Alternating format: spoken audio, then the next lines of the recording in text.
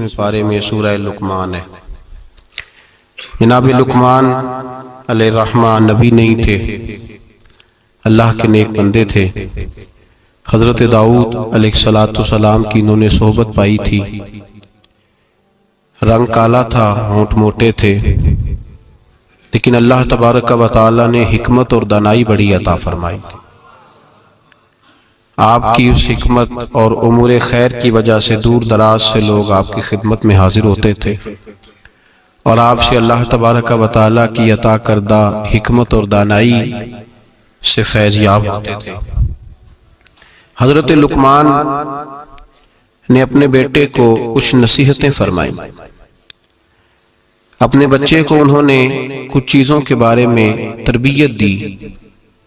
اللہ تبارک و تعالیٰ کو ان کی وہ باتیں اور وہ انداز اتنا پسند آیا کہ رب نے اس کو قرآن مجید میں بیان فرما دی، اور اللہ تبارک و تعالیٰ کا اس چیز کو قرآن مجید میں بیان کرنا اس بات کی دلیل ہے کہ اللہ تبارک و تعالیٰ کی یہ رضا ہے کہ مسلمان اپنے بچوں کی تربیت اسی انداز میں کریں، اسی انداز میں اپنے بچوں کی تربیت کریں۔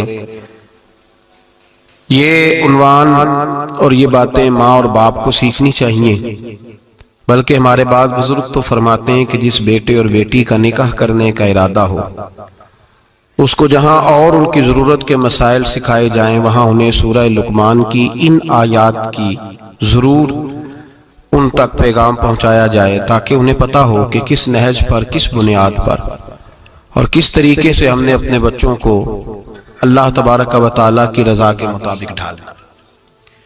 انسان سب سے زیادہ مخلص اپنی اولاد کے ساتھ ہوتا ہے۔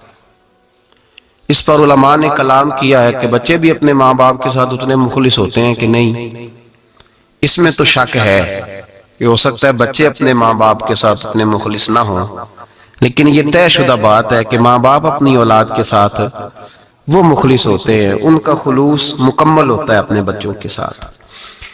تو حضرت لقمان جب اپنے بچے کو نصیحت کر رہے تھے تو وہ ان باتوں کی طرف دلا رہے تھے جو وہ سمجھتے تھے کہ بڑی ہی ضروری ہیں، جن کی وجہ سے ان کا بچہ بڑی خیر پا جائے گا، مکمل کامیابی دنیا اور آخرت کی حاصل کر جائے گا۔ ہم اپنی اولاد سے مخلص ہوتے ہیں، ہمارا اپنی اولاد کے معاملے میں رویہ بڑا خوبصورت اور ہمارا دل اپنے بچوں کے بارے میں بڑا صاف ہوتا ہے۔ ہم چاہتے ہیں کہ ہماری اولاد شجر سایہ دار بنے، دنیا میں وقار حاصل کرے، روزی بھی اللہ تبارک و تعالی شان والی عطا فرمائے، اللہ انہیں ہر لحاظ سے نواز دے۔ تو قرآن مجید ہمیں تربیت دیتا ہے، قرآن مجید ہمارے ذہنوں کی ذہن سازی فرماتا ہے کہ پھر تم اس طرح اپنے بچوں کو ڈھالو، اس انداز میں اپنی اولادوں کی تربیت کرو۔ سورہ لقمان کی جو آیہ کریمہ میں نے سب سے پہلے تلاوت کی وہ 13 نمبر آیت ہے۔ اللہ تبارک و تعالیٰ نے ارشاد فرمایا وَإِذْ قَالَ لُقْمَانُ لِابْنِهِ، جب حضرت لقمان نے اپنے بیٹے سے کہا، وَهُوَ يَعِظُهُ، اور وہ اپنے بیٹے کو نصیحت کر رہے تھے۔ سب سے پہلے انداز کیا اختیار فرمایا، یا بنیا، اے میرے بیٹے۔ لفظوں میں حسن دیکھیے، اے میرے۔ ہمیں جب اپنی اولاد سے ناراضگی ہوتی ہے تو ہم ایک خطبہ پڑھتے ہیں، اس خطبے میں اپنی نیکیاں اور اولاد کی نالائکیاں گنواتے ہیں، سمجھانے کا انداز اختیار نہیں کرتے جاہو جلال میں۔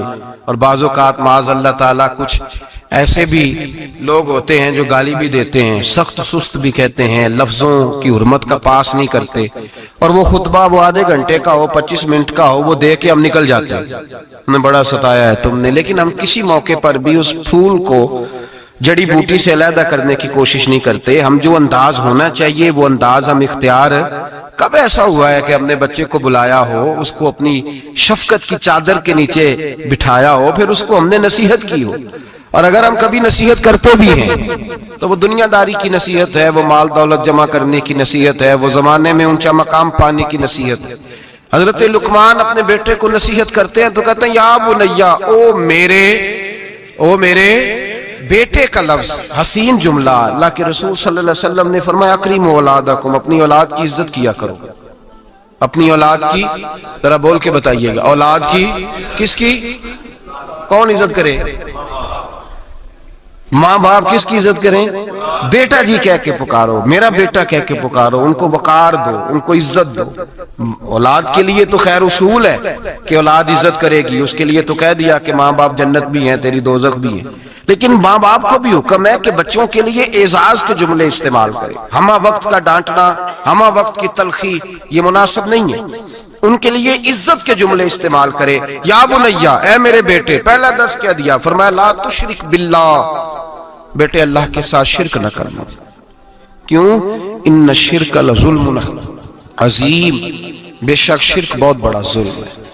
سب سے پہلی نصیحت اپنی ذات کے لیے نہیں کی۔ ہم ساری زندگی جب بھی لیکچر دیتے ہیں یہی کہتے ہیں، ساری زندگی یہی کہتے رہتے ہیں، میں نے سال گوا دیے، میں نے کاروبار کیے، میں نے دنیا چھوڑی، میں نے پردیس کاٹا تیرے بنگلے کے لیے، تیرے مکان کے لیے، تیری فلاں چیز کے لیے۔ کبھی یہ بھی تو بتائے نا کہ کوئی باپ اٹھ کے کہے کہ میں نے بڑا وقت دیا ہے تجھے اللہ سے جوڑنے کے لیے، تجھے رسول پاک کا غلام بنانے کے لیے، میں نے کئی دہائیاں بتا دی تجھے نبی پاک صلی اللہ علیہ وسلم کی غلامی سکھانے کے لیے۔ اس پر بھی تو کبھی کو باپ اپنی اولاد کو احساس دلائے۔ سب سے پہلی بات یہ کی کہ بیٹا شرک نہ کرنا، اللہ کے ساتھ کسی کو شریک نہ ٹھہرانا، اس سے بچنا۔ آگے اگلا جو حضرت لقمان کا فرمان ہے وہ آیت نمبر 16 کے اندر ہے۔ یہاں شرک کی بات کی، میں تھوڑی اس کی تفصیل عرض کروں گا اپنی بساط کے مطابق، لیکن پہلے آیات سماعت کر لیجئے، ان کا سادہ ترجمہ سمجھ لیجئے تاکہ آپ کے حاشیہ خیال میں عنوان آ جائے۔ سب سے پہلے کہا شرک نہیں کرنا، پھر اس کے بعد کہا سورہ لقمان کی آیت نمبر 16 میں ارشاد فرمایا یا بنیا، اے میرے بیٹے، انہا ان تکو مثقال حبۃ من خردل، اے بیٹے اگر تو اتنی برائی بھی کرے جتنا کہ ایک رائی کا دانہ ہوتا ہے، رائی کا جو دانہ ہوتا ہے وہ چھاؤں میں رکھے تو نظر نہیں آتا، وہ سورج کی روشنی میں نظر آئے گا، اگر چھاؤں میں دیکھنا ہوگا تو آپ کو لائٹیں جلانی پڑے گی۔ تو حضرت لقمان اپنے بیٹے کو نصیحت کرتے ہیں، کہتے بیٹے اگر تو رائی کے دانے کے برابر بھی گناہ کرے اور پھر وہ گناہ اس طرح ہو فَتَكُنْ فِي صَخْرَةٍ أَوْ فِي السَّمَاوَاتِ أَوْ فِي الْأَرْضِ، چاہے رائی کے دانے کے برابر گناہ ہو اور پہاڑ میں چھپا ہو یا زمین اور آسمان میں چھپا ہو تو کیا ہوگا؟ اپنے بیٹے کو سمجھا رہے ہیں، کہتے ہیں یاتی بِهَا اللَّهُ، اللہ پھر بھی اس کو نکال کے لے آئے گا۔ تیرے تو یہ نہ کہنا کہ میں کوئی پاپی ہوں، میں نے کوئی بینک لوٹے ہوئے ہیں، میں نے کوئی قتل کیے ہوئے ہیں۔ فرمایا رائی کے دانے کے برابر بھی، اپنے بیٹے کو کہہ رہے ہیں رائی کے دانے کے برابر بھی اگر تو نے گناہ کیا تو اللہ اسے بھی لائے گا، اور رائی کے دانے کے برابر ہو پھر چٹان میں چھپا ہو یا زمین و آسمان میں چھپا ہو، اللہ پھر بھی اسے نکال کے لے آئے گا، اس لیے کہ ان اللہ لطیف خبیر، بے شک اللہ باریک باتوں کا جاننے والا ہے۔ فَمَنْ يَعْمَلْ مِثْقَالَ ذَرَّةٍ خَيْرًا يَرَهُ وَمَنْ يَعْمَلْ مِثْقَالَ ذَرَّةٍ شَرًّا يَرَهُ، اگر تو ذرے کے برابر نیکی کرے گا تو اللہ تجھے اس کا اجر عطا فرمائے گا، اور اگر تو ذرے کے برابر گناہ کرے گا تو اللہ قیامت میں وہ بھی تیری آنکھوں کے سامنے لائے گا، اس کا بھی حساب ہوگا۔ تو فرمایا بیٹے اللہ باریک باتوں کا جاننے والا۔ یا بنیا، اے میرے بیٹے، اقم الصلاۃ، نماز قائم کر۔ بیٹے نماز بس کافی ہو گیا؟ کہا نہیں، اب اور آگے بڑھ، وَأْمُرْ بِالْمَعْرُوفِ، لوگوں کو بھی نیکی کا حکم دے، وَانْهَ عَنِ الْمُنْكَرِ، اور لوگوں کو بری باتوں سے منع کر، اور جب تو یہ کام کرے گا پھر لوگ تجھے ستائیں گے۔ ہو ہی نہیں سکتا کوئی حق بات کرے اور لوگ اس پہ تان و تشنیع نہ کرے، یہ ہو ہی نہیں سکتا، یہ ممکن ہی نہیں۔ فرمایا جب تو نیکی کا حکم دے گا اور برائی سے روکے گا تو پھر کیا ہوگا؟ تیرے اوپر مصیبت آئے گی، اب تو نے کیا کرنا ہے؟ پھر تو نے اس آنے والی مصیبت پر صبر کرنا ہے۔ بے شک یہ بڑی ہمت کے کام ہے، یہ بڑی دنائی کا کام ہے، دلیری کا کام ہے، اتنا آسان ہے ہی نہیں، بڑے حوصلے کا کام ہے۔ جسے زندگی ہو پیاری وہ یہیں سے لوٹ جائے، میرے قافلے میں شامل کوئی کم ظرف نہیں ہے، یہ ہمت کا کام ہے، آسان ہے ہی نہیں۔ آگے کیا ارشاد فرمایا؟ میرا دل کرتا ہے بڑی توجہ سے سنیں ان آیات کو، بڑی کہ آگے ترتیب کیا لگائی حضرت جناب سیدنا لقمان کیا کہتے ہیں؟ نماز پڑھ، دوسروں کو نیکی کا، برائی سے منع کر، اور یہ جب تیرے اوپر ان کاموں کی وجہ سے مصیبت آئے تو اس پر اس لیے کہ یہ جو کام ہے نا عزم الامور، یہ بڑی ہمت کے کام ہے۔ بس کروں ابا جی؟ فرمایا نہیں اور بھی کچھ کر۔ کیا؟ آیت نمبر 18 فرمایا وَلَا تُصَغِّرْ خَدَّكَ لِلنَّاسِ، اپنا منہ ٹیڑھا کر کر کے لوگوں سے بات نہ کیا کر، رخسار موڑ موڑ کے لوگوں سے بات نہ کر، وَلَا تَمْشِ فِي الْأَرْضِ مَرَحًا، اور زمین پہ اکڑ اکڑ کے نہ چل۔ ان اللہ لا يحب كل مختال فخور، بے شک اللہ کو اکڑنے والا، فخر کرنے والا پسند اللہ لا یحب، اللہ اس سے محبت ہی نہیں کرتا، اللہ رحمت ہی نہیں کرتا جو اکڑ اکڑ کے چلے۔ اس طرح نہ کر تو پھر کیا کروں؟ آیت نمبر 19 شروع ہو گئی، وقصد فی مشیک، درمیانی چال چل، وغضض من صوتک، اپنی آواز پست رکھ، اپنی آواز جو اعلیٰ ظرف ہوتے ہیں ہمیشہ جھک کے ملتے، صراحی سرنگوں ہو کر بھرا کرتی ہے پیمانے، اس طرح کر کے تو درمیانی چال چل اور اپنی آواز کو وغضض من صوتک، اپنی آواز کو پست رکھ، اس لیے کہ ان انکر الاصوات لصوت الحمیر، اللہ کو جو آواز سب سے ناپسند ہے اور سب سے بری آواز ہے وہ گدھے کی آواز ہے۔ چلا چلا کے نہ چل، تو ضدی ہو گیا تو اب شور نہ کر، یہ تربیت ہے اپنی اولاد کے لیے۔ سب سے پہلے ارشاد فرمایا جا رہا ہے کہ تو نے شرک نہیں کرنا۔ شرک بھی دو قسم کا ہے، ایک تو شرک وہ ہے کسی نے اللہ کی ذات میں شریک بنا لیا کہ یہ بھی ساتھ شریک ہے، اور ایک شرک اصغر ہے، ریاکاری، دکھلاوا، نماز اللہ کی پڑھنی، دکھانا بندوں کو۔ مسجد میں پیسے کس کی رضا کے لیے دینے؟ تو اعلان کرانے کا کیا مقصد ہے کہ ختم کے موقع پر، سال ثواب کے موقع پہ کھڑے ہو کے اعلان ہوتا ہے 1 لاکھ قرآن پاک پڑھا گیا ہے، 10,000 درود شریف پڑھا گیا ہے، اور جو صاحب نے نا جی 50,000 روپیہ مسجد بھی دیا ہے، یہ شرک ہے، یہ شرک اصغر ہے، یہ میرے رسول پاک نے منع فرمایا ہے۔ صحیح بخاری میں لفظ ہے، نبی رحمت صلی اللہ علیہ وسلم شہدائے احد کے مزاروں پہ کھڑے تھے، تو وہاں کھڑے ہو کے اللہ کے رسول نے فرمایا میرے ذہن سے فکر نکل گئی ہے، میری امت قیامت تک شرک نہیں کرے گی، اب یہ مشرک نہیں ہوں گے، بت نہیں پوجیں گے، یہ دوسرے معبود نہیں بنائیں گے۔ تو حضور فکر کس بات کی ہے؟ فرمایا یہ ریاکاریاں کریں گے، دکھلاوے کریں گے، تصنع، بناوٹ کریں گے، یہ اللہ کی عبادت میں اوروں کو شریک ٹھہرائیں۔ میرے دوستو یاد رکھو، سب سے پہلا حکم حضرت لقمان اپنے بچے کو دے رہے ہیں اور بتا یہ رہے ہیں کہ بیٹے اللہ والا بن جا، بیٹے اللہ سے جڑ جا، شرک نہ کرنا، شرک بہت بڑا ظلم ہے۔ میرے بھائی سب نے مفسرین نے اپنی اپنی بات لکھی، میرے استاذ گرامی یہاں فرمایا کرتے تھے، بھائی اگر تو دنیا میں اپنے بیٹے کو دھوپ میں بیٹھا دیکھے تو تیرا دل پھٹ جاتا ہے، یہ دھوپ میں کیوں بیٹھا ہے؟ اس کو شرک سے بچا، شرک اکبر سے بھی بچا، اصغر سے بھی بچا، خفی اور جلی دونوں قسم کے شرک سے بچا۔ دنیا میں تیرا بیٹا دھوپ میں ہو تجھ سے برداشت نہیں ہوتا، بتا اگر تیرا بیٹا جہنم میں گیا تو تجھے کیسے برداشت ہوگا؟ آگ میں جلتا ہوا تجھے، اسے اللہ سے جوڑ دے، اسے رسول اللہ صلی اللہ علیہ وسلم کا غلام بنا دے۔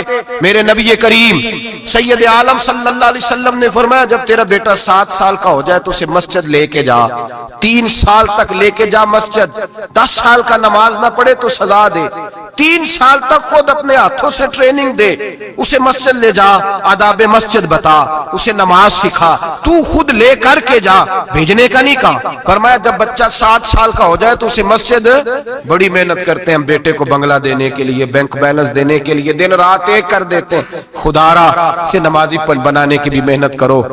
حضرت بابا فرید الدین گنج شکر رحمت اللہ تعالی علیہ کی اماں کہتی ہیں جب میرا بیٹا پیدا ہونے والا تھا تو میں رب کی بارگاہ میں دعا کرتی تھی، اللہ اگر تو مجھے بیٹا دے تو اس طرح کا دینا بیٹا میرا ہو پر بندہ تیرا ہو، اے اللہ اگر بیٹا دینا تو اس طرح کا دینا میرے اللہ، اس طرح کی مجھے اولاد دینا کہ دودھ وہ میری چھاتی سے پیے پر شکر تیرا ادا کرے، اے اللہ اگر بیٹا دینا تو اس طرح کا دینا کہ قوت روٹی روزی وہ زمین پہ کھائے لیکن اسی زمین پر وہ تیرے دین کا سپاہی بھی بنے، وہ مجاہد فی سبیل اللہ بھی بنے۔ حضرت بابا صاحب کہتے ہیں مجھے شکر پسند تھی، اماں بڑے جتن کرتی ہے بیٹے کے لیے، بڑا کچھ کرتی ہے، اور بیٹے روٹی ٹائم پہ کھانا فلاں ٹائم، کہتے ہیں مجھے شکر پسند تھی۔ میری اماں سردیوں کے ٹھنڈے موسم میں اٹھ کے میرے لیے پانی بھی گرم کرتی، مصلی بھی بچھاتی، اور پھر ایک پڑیا شکر کی بنا کے میرے مصلی کے نیچے بھی رکھتی، کہتی بیٹا نماز پڑھے تو اللہ شکر دیتا ہے۔ آپ فرماتے ہیں میں روز نماز کی 5 نمازوں کا وقت مصلی اٹھاتا تو پڑیا شکر کی ملتی، سکول اور مدرسے کے میں اپنے کلاس فیلوں کو بھی کہتا نماز پڑھو بڑی پیاری شکر ملتی ہے، کہتے ہیں میں روز شکر کھاتا۔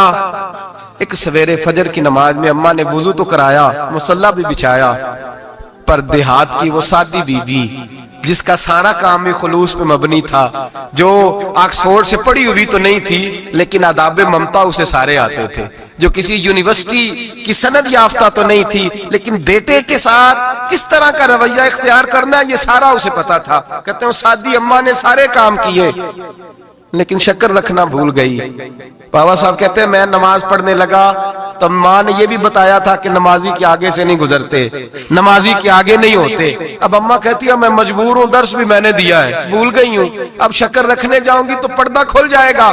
ایک کونے میں لگ کے ماں روئی، بیٹے کی شفا کے لیے نہیں، بیٹے کی نوکری کے لیے نہیں، بیٹے کے اچھے مستقبل کے لیے نہیں، ماں روئی، آنسو بہے تو کہتی کیا ہے، اے اللہ میں اسے اپنے آگے جھکانے کو جتن تھوڑی کرتی تھی، تیرا بنانے کا جتن کرتی تھی۔ اے اللہ مہربانی فرما، میری پردے داری کر، اگر راز کھل گیا تو میرا فرید نماز نہ چھوڑ جائے۔ بابا صاحب کہتے ہیں اماں تڑپتی رہی اور میں نے نماز پڑھ کے مصلی اٹھایا، پہلے پڑیا ہوتی تھی اب تو پورا دریا شکر کا بہ رہا ہے۔ فرماتے ہیں میں نے وہ اٹھائی، شکر کھائی اور میں نے چیخ کے کہا اماں جلدی آج بڑی لذیذ ہے، آج شکر کوئی انوکھی ہے، اور آج تو کمال شکر دی ہے میرے اللہ نے، ایک پڑیا کی جگہ پورا دریا بہ رہا ہے۔ بابا صاحب رحمت اللہ علیہ فرماتے ہیں میری اماں آئی اور میری اماں نے بازو کھولے تو ماں کی ممتا ہی بتاتی ہے کہ اللہ کی رحمت کس طرح کی ہوتی ہے۔ کہتے ہیں میں نے اماں کے سینے سے لگا تو اماں رو کے کہنے لگی بیٹے پہلے میں شکر دیتی تھی، آج شکر بنانے والے نے شکر عطا فرمائی ہے۔ ساری زندگی پیشانی سے سجدے کا نور نہیں گیا، ساری زندگی وہ لذت عبادت نہیں گئی، اس لیے کہ استاد نے ڈنڈے سے نمازی نہیں بنایا تھا، اس لیے کہ پیر صاحب نے یہ کہہ کہ نمازی نہیں بنایا تھا کہ نماز پڑھو گے تو روٹی میں برکت ہو جائے گی، اس لیے کہ علامہ صاحب کا وہ بات سن کے ہم نمازی نہیں بنے تھے کہ جس نماز میں بتایا جاتا ہے کہ بیماریاں ختم ہو جائیں گی نماز پڑھنے سے۔ اماں نے رب سے جوڑنے کے لیے نمازی بنایا تھا۔ ساری زندگی بابا صاحب کہتے رہے اٹھ فریدہ ستے آ، چاڑو دے مسیح، چل ہن اٹھ فریدہ ستے آ، چاڑو دے مسیح، او تو ستا ہے رب جاگدا، تیری ڈاڈے نال پرید۔ ساری زندگی نماز کی ٹریننگ دینا، اپنے بچوں کو اپنے رب سے جوڑنا، اپنے بچوں کو اللہ کے ساتھ ان کا تعلق بنانا، ان کو رب والا بنانا، انہیں رسول پاک کا غلام بنانا، یہ ڈیوٹی ہے ماں باپ کی۔ ماں باپ اپنے بچوں کے سینوں میں اللہ کی محبت داخل فرمائے۔ میرے نبی کریم سید عالم صلی اللہ علیہ وسلم نے ہمیں جن چیزوں کے بارے میں تلقین کی ان میں سے ایک یہ ہے کہ اپنے بچے کو نمازی بناؤ، انہیں مسجد لے کر کے جاؤ، انہیں پیغام اللہ کے دین کا پیغام خود سکھاؤ۔ شرک کے بعد جو ارشاد فرمایا وہ یہ ہے کہ چھوٹا سا گناہ، یا بنیا ان تکو مثقال حبۃ من خردل فتکن فی صخرۃ او فی السماوات او فی الارض، بیٹے چھوٹا سا رائی کے دانے کے برابر بھی گناہ اگر تو کرے گا، اور وہ گناہ چاہے پہاڑ کے پیچھے ہو چاہے زمین و آسمان میں چھپا ہو، اللہ اسے بھی چھوٹے چھوٹے گناہ سے۔ مثالیں بہت ساری ہیں لیکن سادی سی بات ہے نا، میرے نبی کریم سید عالم صلی اللہ تعالی علیہ وآلہ وسلم نے فرمایا ہے کہ مومن بزدل ہو سکتا ہے، مومن کاہل ہو سکتا ہے، کنجوس ہو سکتا ہے، لیکن مومن کبھی جھوٹا نہیں ہوتا۔ نبی پاک صلی اللہ علیہ وسلم فرماتے ہیں جب تو جھوٹ بولتا ہے تو اتنی بدبو نکلتی ہے کہ تیرے کرامن کاتبین چھوڑ کے پیچھے کھڑے ہو جاتے ہیں، اتنی بدبو نکلتی ہے تیرے وجود سے۔ تربیت ہی ہے نا۔ محبوب سبحانی، غوث سمدانی، شیخ عبدالقادر جیلانی، اماں کیا کہتی ہے؟ اماں کہتی ہے عبدالقادر میں تجھے بغداد پڑھنے بھیج رہی ہوں لیکن ماں کی یونیورسٹی کا پہلا سبق بھی یاد کر لے، بیٹا دیکھنا تیری زبان سے کہیں جھوٹ نہ نکل جائے، تو حسن کا پوتا اور حسین کا نواسا بنتا ہے، ایسا نہ ہو کہ تو سادات کرام کی سفید چادر پر کوئی دھبا لگائے، بیٹے تیری زبان سے جھوٹ نہ نکلے۔ بڑی مشہور بات ہے نا، حضرت غوث اعظم کی اماں نے 100 دینار سی دیا ہے، ڈاکو رستے میں مل گئے، تیرے پاس کیا ہے؟ کہا 100 دینار ہے۔ وہ کہتے ہیں چور تھے، ہمیں تو بڑی دور بیٹھا پیسہ بھی نظر آ جاتا تھا، پر عبدالقادر کے سارے کپڑے ٹٹولے پر ہمیں 100 دینار نظر۔ پکڑ کے لے گئے سردار کے پاس جو ڈاکوؤں کا بھی سردار ہے، اس کو کہا یہ بچہ کہتا ہے جی میرے پاس 100 دینار ہے پر نکلتا نہیں۔ وہ کہنے لگے بیٹے جس کے پاس پیسے ہوتے ہیں وہ بتاتا تو نہیں، تو تیرے پاس ہیں بھی نہیں تو کیوں شور کر رہا ہے؟ تو آپ کہنے لگے ہیں میرے پاس، کدھر ہیں؟ یہ غور کیجیے۔ اماں کہتی ہے بیٹے تم نے جھوٹ نہیں بولنا، کہتے 100 دینار یہاں سیا ہوا ہے۔ ڈاکو کہنے لگا تھے تو نظر کیوں نہیں آتے؟ تو غوث اعظم جیلانی کہنے لگے میرے پاس ہیں، تمہیں نہیں نظر آئے تو علیحدہ بات ہے۔ کہا کدھر ہے؟ تو یوں کھول کے دکھایا اپنا کرتا بٹن کھول کر، یہ سیے ہوئے ہیں۔ डाकुओं के सरदार ने देखा तो पैसे तो अपनी जगह थे, बेटे का चेहरा देखने लगा, कहने लगा छोटे से बेटे लोगों के पास होते भी हैं तो डाका पड़ जाए लोग छुपाने की कोशिश करते हैं, तूने जाहिर क्यों किए? तो हजरत गौसे आजम की सच्ची जुबान, चेहरे पे इत्मीनान की रोशनी और अम्मा की यूनिवर्सिटी से ली हुई डिग्री और बाप के इदारे से ली हुई सनद, हजरत गौसे आजम जिलानी उस डिग्री का अपना इल्म आगे तकसीम करने लगे। कहने लगे सारा कुछ हो सकता है, अब्दुल कादर की मुंह से झूठ नहीं निकल सकता, इसलिए कि मैं मां से वादा करके आया हूं कि जिंदगी में हमेशा सच बोलूंगा, झूठ नहीं निकलेगा। और लफ्जों की सदाकत थी, 11-12 साल की उम्र, मासूमियत के जुमले ऐसे निकले कि डाकुओं का सरदार कांपने लगा, राशा तारी हो गया, पलट के उसके आंसू निकले। हजरत गौसे आजम चले तो पीछे पीछे चल दिया, कहा तू मेरे पीछे क्यों आ रहा है? कहने लगे जिस मस्जिद तुम जाओगे मैं भी उसी मस्जिद में नमाज पढ़ूंगा।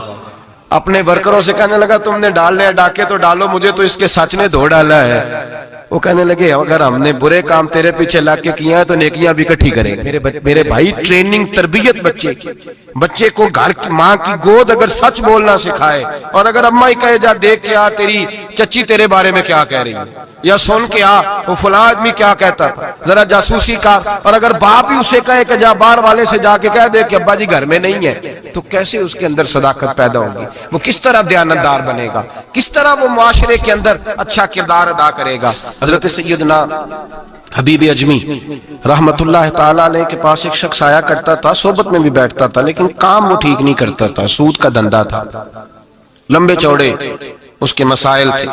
हालांकि एक ही बेटी थी, वो भी दोनों टांगों से माजूर थी, दोनों टांगों से माजूर, बड़े हकीम तबीब दिखाए लेकिन बच्ची को शिफा नहीं होती। शख्स भी अपने मिजाज के लिहाज से अच्छा नहीं था।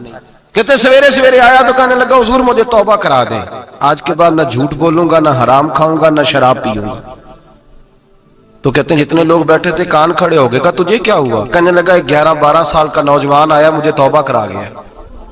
चढ़ती जवानी, 11-12 साल, 14-15 साल का बच्चा मुझे तौबा करा गया। तो कहते हम महबे हैरत हुए कि इतना सा बच्चा। तो कहते हैं किसी नेक बाप का बेटा था, किसी परहेजगार माँ का बेटा था, घर में तरबियत हुई। इतने बच्चे तो खानका भी नहीं जाते, इतने से बच्चे थोड़ी किसी इदारे के फारिगु तहसील होते हैं, किस मदरसे से पढ़े होते? कहते छोटी सी उम्र। तो कहा जनाब आपको कैसे मिला? तो वो शख्स कहने लगा हुजूर कल मैं गया बाजार, मैंने बगदाद के चौक से 10 किलो मछली भी खरीद ली और कुछ और जरूरत की चीजें भी, मेहमान आने थे, वो सारा कुछ खरीद के मैं जब निकला तो सामान ज्यादा हो गया। चौक में मजदूर बैठे होते थे, मैंने कहा भाई मेरे साथ फुला मोहल्ले तक सामान पहुंचाना है। वो बच्चा कहने लगा चचा अगर मैं चलूं तो। मैंने उसको एड्रेस वगैरह बतलाया तो 3 दिनार मजदूरी तय हो गई सामान घर पहुंचाने की।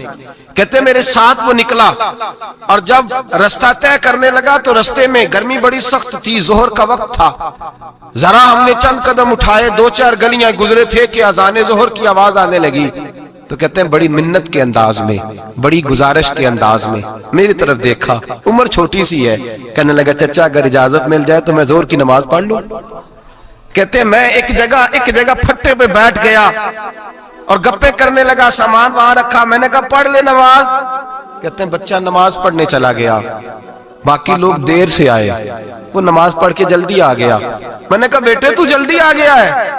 कहने लगा इसलिए जल्दी आया हूं कि आप ये ना समझे ये काम चोर है, मैंने नफल छोड़ दिए हैं, फारिग होके पढ़ लूंगा। कहते हैं सामान उठाया, रास्ते में गर्मी शिद्दत की थी, उसका पसीना बहने लगा, मैं आगे बढ़ा, मैंने कहा बेटे सामान थोड़ी देर के लिए मुझे दे दो, गर्मी ज्यादा है। कहने लगा चचा किसी का तरबियत याफ्ता हूं, किसी ने ट्रेनिंग दी है। कहा माँ बाप ने कहा था हराम लुकमा घर ना लाना।